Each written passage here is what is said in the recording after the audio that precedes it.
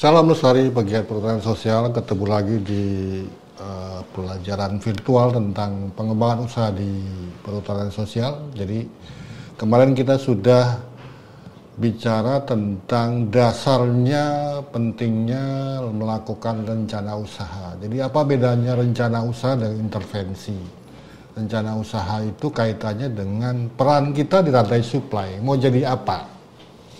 Sementara kalau intervensi, perubahan apa yang kita inginkan di sistem pendukung, bukan di rantai.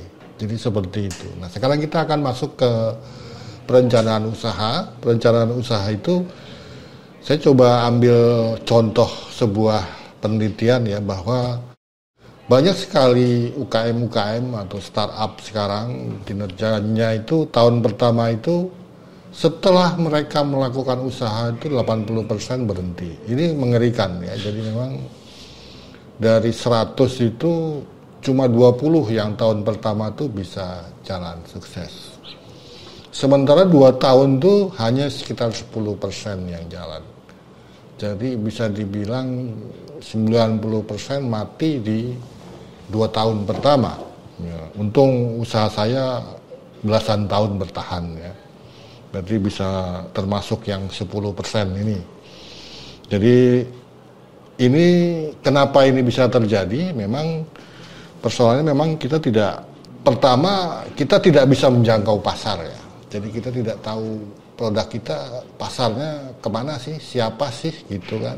Sebatas orang dekat gitu ya, orang tengkulak desa atau kasus di perhutanan sosial ada beberapa produk yang sebenarnya berhenti ya, pernah ada terus berhenti. Bisa jadi karena pasarnya tidak ada, pasarnya tidak memuaskan.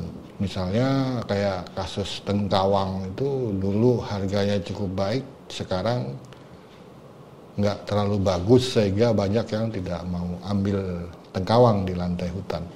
Atau kasus karet yang harganya sedang drop sekarang sehingga beberapa daerah yang saya kunjungi itu sekarang sebagian besar malas untuk menyadap ya, karena kerja karet itu kerja tiap hari, jadi mereka malas menyadap dan beralih ke komoditas lain. Jadi terus yang kedua, terlalu tidak tahu tentang kualitas produk ya, sangat bahwa produk kita tuh bagus, tapi kita tidak tahu bahwa kualitas kita itu sebenarnya tidak sebagus yang kita bayangkan.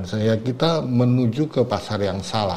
Ini bisa juga jadi bumerang buat kita. Terus kemudian kita terlalu banyak fokus pada produk story-nya, tidak pada produknya. Ini banyak terjadi. Belilah kopi dari perhutanan sosial. Karena dengan perhutanan sosial kita menjaga kelestarian hutan, karbon, terus kemudian habitat buat orangutan, macam-macam lah seperti itu. Tidak pada produknya, tapi pada story-nya. Story itu penting, tetapi pertama itu produknya dulu. Jadi seperti itu. Jangan terjebak di story-nya. Jadi kalau produk kita kualitasnya sudah cukup bagus, baru kita bisa bicara story. Kemudian mitranya yang tidak ketemu. Mitra ini penting, kenapa? Karena kita tidak mungkin mengerjakan semuanya sendiri. Ya. Sekarang itu, apalagi zaman sekarang, zaman teknologi informasi, contohnya misalnya kasus Bluebird dan Gokar lah, atau Gojek. Kalau Bluebird itu, mobil itu perusahaan yang ngadain. Sementara Gokar atau Gojek itu mitranya, pengemudinya yang pengadaan. Jadi Gojek sebagai perusahaan tidak ada investasi mobil dan motor. Dan ini model-model seperti ini jadi berkembang sekarang. Kemudian tidak ada kesatuan dalam usaha. Kita tidak jelas usahanya, kadang ngurusin terlalu banyak produknya, produk kita tidak fokus, terlalu banyak semuanya. Lu ada, gua palu gada ya, apa yang lu minta gua ada, seperti itu. Makanya KUPS itu diskenariokan sebagai kelompok usaha komoditas, jadi bisa fokus, bukan kelompok usaha multi komoditas. Ini sering kali ada kegagapan di level tapak ya. Saya akan coba bahas ini di sesi kelima tentang kelembagaan, bahwa KUPS itu single produk harusnya. Jangan terlalu banyak, 2-3 produk yang berhubungan nggak masalah. Tetapi ketika produk KUPS agroforestry misalnya, nah agroforestry apa? Ada kopi, ada cengkeh, ada coklat, semuanya jadi masuk, itu kan jadi tidak pas. Makanya penting kita melakukan yang disebut dengan perencanaan usaha atau business plan. Jadi kalau kita punya business plan, kita bisa memikirkan semua aspek dalam usaha. Itu pertama. Jadi kalau ada persoalan di produksi atau ada peluang di pasar, kita bisa respon. Ada perubahan-perubahan, kita bisa respon. Kita menggarisbawahi potensi masalahnya. Business plan itu kita coba lihat potensi masalahnya nanti akan muncul di mana. Kita garisbawahi dan kita coba antisipasi ketika kita melakukan kegiatan usaha. Jadi kemudian kita akan siap akan segala hal yang terjadi. Jadi kita sudah memikirkan semuanya. Jadi kita siap kalau terjadi perubahan, misalnya harga produsen naik, kita harus gimana, pasar mana. Kalau tidak ada barang, kita kemana, kan seperti itu. Kemudian akan membantu kita menjelaskan konsep. Nah ini penting ketika biasanya kita bicaranya investor ya. Investor butuh konsep usaha yang jelas. Apalagi sekarang perhutanan sosial cukup seksi. Bukan investor tradisional yang masuk, tapi ada banyak model-model impact investor, ya. Investor yang lebih mementingkan impact-nya daripada dia mendapatkan profit. Atau angel investor. Investor yang sebenarnya dia pinginnya grand, tetapi grand itu tidak habis diputar dalam bentuk usaha. Jadi model angel investor, impact investor sekarang banyak masuk di skema-skema perhutanan sosial, dan itulah penting kita punya konsep usaha yang jelas. Jadi itulah pentingnya rencana usaha atau business plan. Jadi kalau bicara rencana usaha itu business plan. Apa sih business plan? Business plan itu biasanya isinya ada 8 ya. Jadi business plan itu yang tebal itu. Jadi penting kita punya business plan sebenarnya, rencana usaha. Ada visi misi, ada sejarah wisasi, ada model usaha, ada kompetitor, strategi pemasaran, operasional logistik, organisasi usaha, perencanaan keuangan. Nah ini yang disebut dengan business plan. Nah, untuk memulainya biasanya mungkin teman-teman sudah paham apa yang disebut dengan ini, bisnis model canvas ya, BMC. Nah, ini yang coba kita gali, apakah hubungan antara bisnis plan dengan BMC. BMC sebenarnya intisari dari bisnis plan. Jadi isinya pertama produk jasa apa yang kita mau tawarkan, peran kita di rantai itu seperti apa? Peran produsen kah, pengolah kah, pedagang, kemudian yang lainnya nanti kita jelaskan di sini. Kemudian aliran pendapatan, kita mendapatkan uang dari mana saja, apakah cuma dari jualan ataukah dari yang lainnya.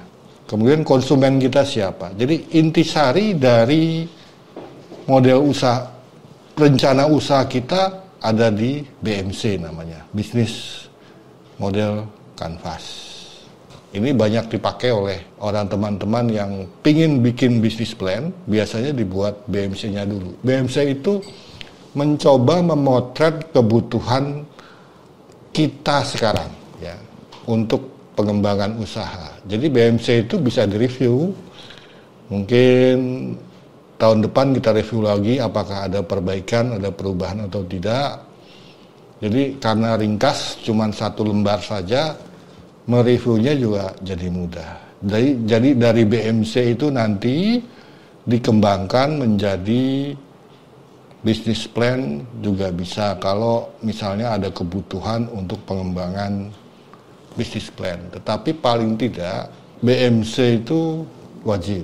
Kalau business plan sangat tergantung kebutuhan. Karena BMC itu simpel dan kita bisa mereviewnya dengan mudah. Jadi itu BMC.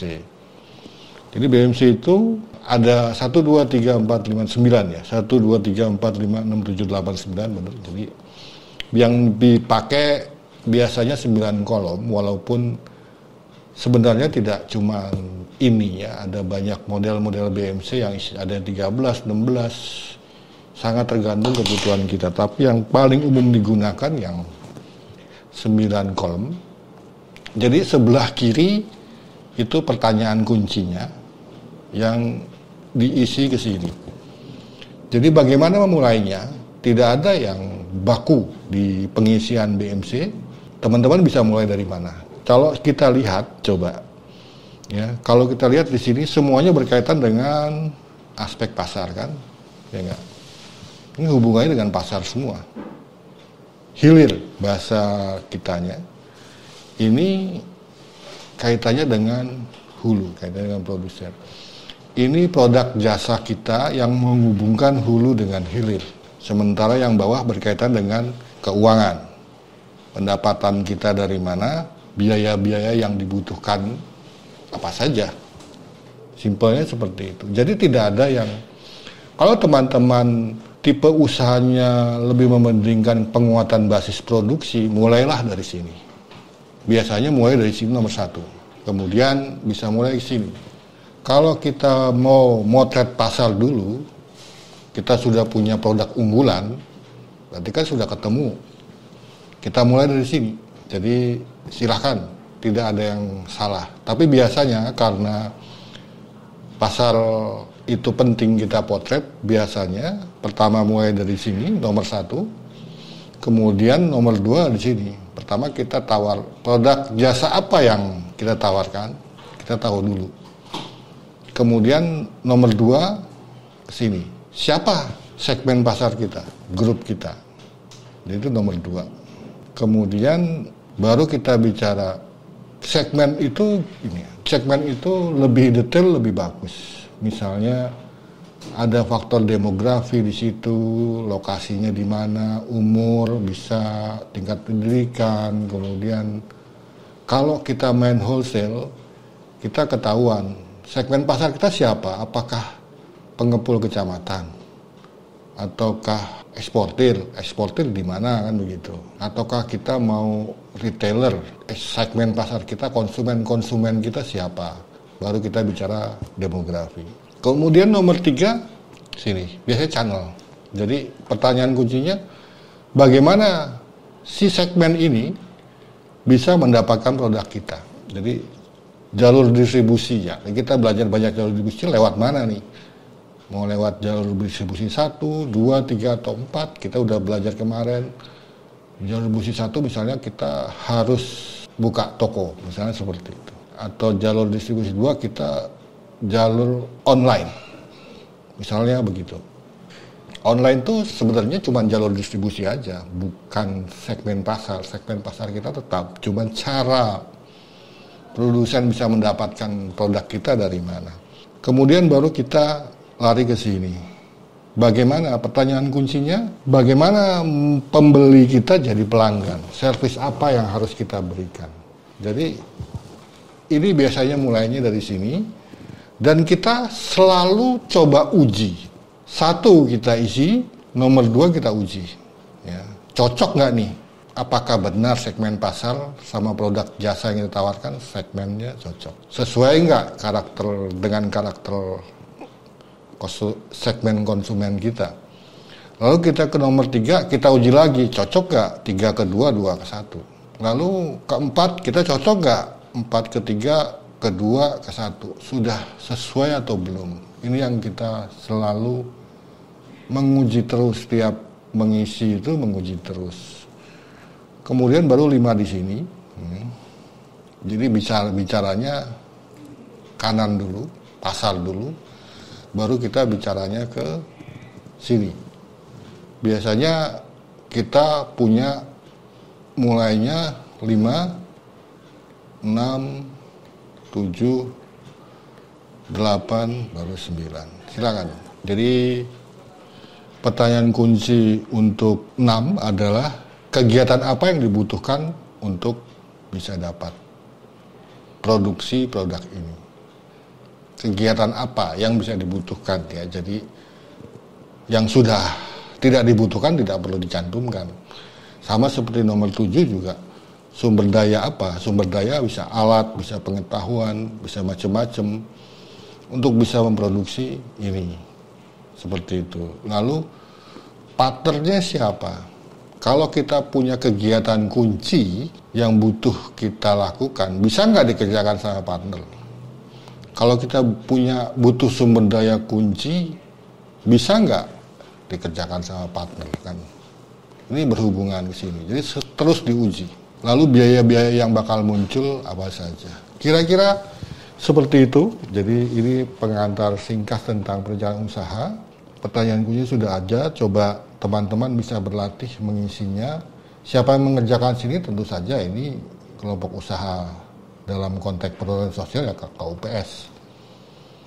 Jadi tiap KUPS satu komoditas bisa mengisi 2 BMC ya, mungkin 2 sampai jangan terlalu banyak komoditas ya. Jadi bisa fokus.